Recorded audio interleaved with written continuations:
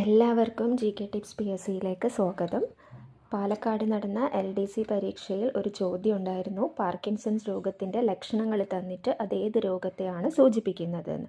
നമ്മുടെ ജീവശാസ്ത്രത്തിലെ ആദ്യ വീഡിയോയിൽ പറഞ്ഞിരിക്കുന്ന ആ പാഠഭാഗവുമായി ബന്ധപ്പെട്ടുള്ള ചോദ്യമാണിത്. അതുകൊണ്ട് തന്നെ നിങ്ങൾ ഈ വീഡിയോ കണ്ടാൽ നിങ്ങൾക്കൊരിക്കലും സമയം നഷ്ടമാവില്ല. ഏതെങ്കിലും ഒരു ചോദ്യം, 1 മാർക്ക് എന്നുള്ള ഒരു ചോദ്യമെങ്കിലും വരും. കാരണം പാഠപുസ്തകവുമായി ബന്ധപ്പെട്ടിട്ടുള്ള ചോദ്യങ്ങളാണ് ഇപ്പോൾ കൂടുതലായിട്ടും PSC ചോദിക്കുന്നത്. ഇനി നമ്മൾ ഹോർമോണുമായിട്ട് ബന്ധപ്പെട്ട് പറയാൻ പോകുന്നത് തൈമസ് ഗ്രന്ഥിയെക്കുറിച്ചാണ്. കഴിഞ്ഞ 2 വീഡിയോകളിലായിട്ട് നമ്മൾ ഇൻസുലിൻ പറഞ്ഞു, അതേപോലെ ഗ്ലൂക്കഗോൺ പറഞ്ഞു, തൈറോക്സിനുമായി ബന്ധപ്പെട്ട ഹോർമോണുകൾ പറഞ്ഞു, കാൽസ്യത്തിൻ്റെ അളവ് ക്രമീകരിക്കുന്ന ഹോർമോൺ പറഞ്ഞു. ഇനി മറ്റൊരു അന്തസ്രാവി ഗ്രന്ഥിയാണ് തൈമസ് ഗ്രന്ഥി. തൈമസ് ഗ്രന്ഥിയുടെ സ്ഥാനം മാറലിന് പിന്നിലായിട്ടാണ് സ്ഥിതി ചെയ്യുന്നത്. ചിലപ്പോൾ സ്റ്റേറ്റ്മെൻ്റ് ആയിട്ട് ചോദിക്കാം, മാറലിന് പിന്നിലായി സ്ഥിതി ചെയ്യുന്ന അന്തസ്രാവി ഗ്രന്ഥി ഏതെന്ന് പറഞ്ഞിട്ട് ഒരു 4 അന്തസ്രാവി ഗ്രന്ഥികളുടെ പേര് തന്നൊക്കെ ചോദ്യങ്ങൾ വരാം. അപ്പോൾ മാറലിന് പിന്നിലായി സ്ഥിതി ചെയ്യുന്ന അന്തസ്രാവി ഗ്രന്ഥിയാണ് തൈമസ് ഗ്രന്ഥി. ഈ ഗ്രന്ഥി ശൈശവഘട്ടത്തിൽ വളരെ സജീവമായി പ്രവർത്തിക്കുന്നതാണ്, എന്നാൽ പ്രായപൂർത്തിയാകുമ്പോൾ ചുരുങ്ങിപ്പോകും. തൈമസ് ഗ്രന്ഥി ഉൽപ്പാദിപ്പിക്കുന്ന ഹോർമോണാണ് തൈമോസിൻ. യുവത്വ ഹോർമോൺ എന്നാണ് തൈമോസിൻ അറിയപ്പെടുന്നത്. ഇനി ഞാൻ പറഞ്ഞു, പ്രായപൂർത്തിയാകുന്നതോടുകൂടി ഈ തൈമസ് ഗ്രന്ഥി ചുരുങ്ങിപ്പോകുന്നു. പിന്നീട് അതിൻ്റെ ധർമ്മം എന്ന് പറയുന്നത് നമ്മുടെ ശരീരത്തിലെ രോഗപ്രതിരോധത്തിന് സഹായിക്കുന്ന T ലിംഫോസൈറ്റുകളുടെ പാകപ്പെടലിനെയും പ്രവർത്തനത്തെയും നിയന്ത്രിക്കുക എന്നതാണ്. മാറലിന് പിറകിലായി സ്ഥിതി ചെയ്യുന്ന അന്തസ്രാവി ഗ്രന്ഥി തൈമസ് ഗ്രന്ഥി. ശൈശവഘട്ടത്തിൽ വളരെ സജീവമായി പ്രവർത്തിക്കുകയും പ്രായപൂർത്തിയാവുന്നതോടുകൂടി ചുരുങ്ങുകയും ചെയ്യുന്ന അന്തസ്രാവി ഗ്രന്ഥി തൈമസ് ഗ്രന്ഥി. തൈമസ് ഗ്രന്ഥി ഉൽപ്പാദിപ്പിക്കുന്ന ഹോർമോൺ തൈമോസിൻ, അതിൻ്റെ വിശേഷണം യുവത്വ ഹോർമോൺ. തൈമസ് ഗ്രന്ഥിയുടെ മറ്റൊരു ധർമ്മം രോഗപ്രതിരോധ കോശങ്ങളായ T ലിംഫോസൈറ്റുകളുടെ പാകപ്പെടലിനെയും പ്രവർത്തനത്തെയും നിയന്ത്രിക്കുക. ഇനി നമ്മൾ വൃക്കകൾക്ക് മുകളിൽ സ്ഥിതി ചെയ്യുന്ന ഒരു അന്തസ്രാവി ഗ്രന്ഥിയെക്കുറിച്ചാണ് പറയുന്നത്. അതാണ് അഡ്രിനൽ ഗ്രന്ഥി.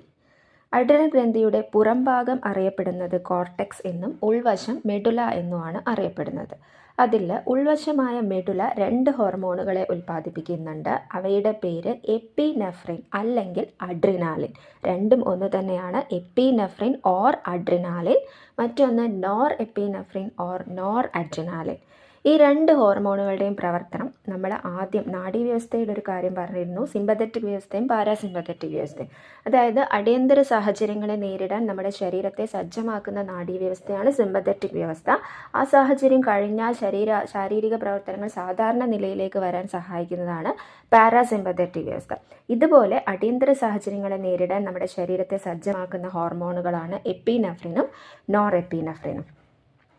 അടിയന്തര സാഹചര്യങ്ങളിൽ സിമ്പത്തറ്റിക് നാഡീവ്യവസ്ഥയോട് ചേർന്ന് പ്രവർത്തിക്കുന്നു. ഇതുവഴി ഇത്തരം സാഹചര്യങ്ങളിൽ പോരാടാനോ പിന്തിരിഞ്ഞോടാനോ കഴിയുന്നു.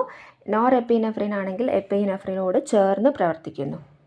ഇനി പുറംഭാഗമായി കോർട്ടെക്സ് 3 ഹോർമോണുകളെ ഉൽപ്പാദിപ്പിക്കുന്നുണ്ട്: കോർട്ടിസോൾ, ആൽഡോസ്റ്റിറോൺ, ലൈംഗിക ഹോർമോണുകൾ.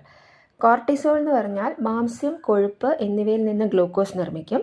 പ്രതിരോധ കോശങ്ങളുടെ പ്രവർത്തനം മന്ദീഭവിപ്പിക്കും. ശരീരത്തിൽ വീക്കം, അലർജി എന്നിവ ഇല്ലാതാക്കും. ഇതാണ് കോർട്ടിസോളിൻ്റെ ധർമ്മം. മാംസ്യം, കൊഴുപ്പ്, അതായത് പ്രോട്ടീൻ, കൊഴുപ്പ് എന്നിവയിൽ നിന്നും ഗ്ലൂക്കോസ് നിർമ്മിക്കും. പ്രതിരോധ കോശങ്ങളുടെ പ്രവർത്തനം മന്ദീഭവിപ്പിക്കും. പ്രതിരോധ കോശങ്ങൾ അമിതമായി പ്രവർത്തിക്കുമ്പോഴാണ് അലർജിയൊക്കെ ഉണ്ടാവുക. അപ്പോൾ അതുകൊണ്ട് അതിൻ്റെ പ്രവർത്തനം മന്ദീഭവിപ്പിക്കും. അങ്ങനെ അലർജി, വീക്കം എന്നിവ ഇല്ലാതാക്കും. ആൽഡോസ്റ്റിറോൺ വൃക്കയിൽ പ്രവർത്തിച്ച് ശരീരത്തിലെ ലവണജല സന്തുലിതാവസ്ഥ നിലനിർത്തും. രക്തസമ്മർദ്ദം ക്രമീകരിക്കും. സോഡിയം, പൊട്ടാസ്യം, അതാണ് നമ്മുടെ ശരീരത്തിലെ പ്രധാനപ്പെട്ട ലവണങ്ങൾ. അപ്പോൾ അതിൻ്റെ സന്തുലിതാവസ്ഥ നിലനിർത്തുന്ന ഹോർമോണാണ് ആൽഡോസ്റ്റിറോൺ. അങ്ങനെ രക്തസമ്മർദ്ദം ക്രമീകരിക്കാൻ സഹായിക്കുന്ന ഹോർമോൺ കൂടിയാണ് ആൽഡോസ്റ്റിറോൺ.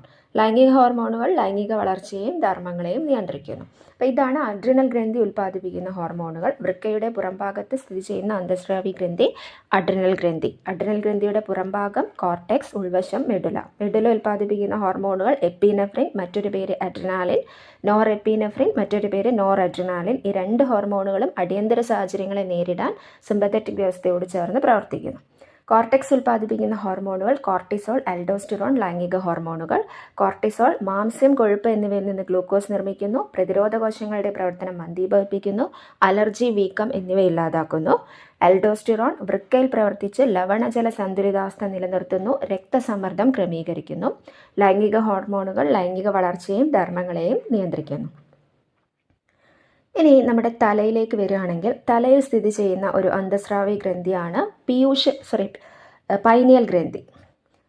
ജൈവ ഘടികാരം എന്ന് വിശേഷിപ്പിക്കപ്പെടുന്ന അന്തഃസ്രാവി ഗ്രന്ഥിയാണ് പൈനിയൽ ഗ്രന്ഥി. മസ്തിഷ്കത്തിൻ്റെ മധ്യഭാഗത്തായിട്ടാണ് കാണപ്പെടുന്നത്. ഈ ഗ്രന്ഥി ഉൽപ്പാദിപ്പിക്കുന്ന 2 ഹോർമോണുകളുണ്ട്. അതിൽ SCERT പാഠപുസ്തകത്തിൽ പറഞ്ഞിരിക്കുന്ന ഹോർമോൺ മെലാറ്റോണിൻ ആണ്. ദൈനംദിന പ്രവർത്തനങ്ങളുടെ താളക്രമം പാലിക്കാൻ സഹായിക്കുന്ന ഹോർമോണാണ് മെലാറ്റോണിൻ. രാത്രികാലങ്ങളിൽ ഈ മെലാറ്റോണിൻ്റെ ഉൽപ്പാദനം കൂടുതലായിരിക്കും, പകൽ സമയത്ത് കുറവുമാണ്. മെലാറ്റോണിൻ്റെ ഉൽപ്പാദനം കൂടുമ്പോഴാണ് നമുക്ക് ഉറക്കം വരിക, കുറയുമ്പം ഉറക്കത്തിൽ നിന്ന് ഉണരാനും കാരണമാകും. ഇത് കൂടാതെ മെലാറ്റോണിന് വേറൊരു ധർമ്മം കൂടിയുണ്ട്. ആ ധർമ്മവുമായി ബന്ധപ്പെട്ട ക്വസ്റ്റ്യൻ ഇതിന് മുമ്പ് നടന്ന ഒരു LDC പരീക്ഷയിൽ ചോദിച്ചിട്ടുണ്ട്. അതായത് കൃത്യമായ പ്രജനന കാലഘട്ടമുള്ള ജീവികളിൽ ലൈംഗിക പ്രവർത്തനങ്ങൾ നിയന്ത്രിക്കുന്നതും ഈ ഹോർമോണാണ്. അങ്ങനെ ഒരു ചോദ്യം വന്നിരുന്നു.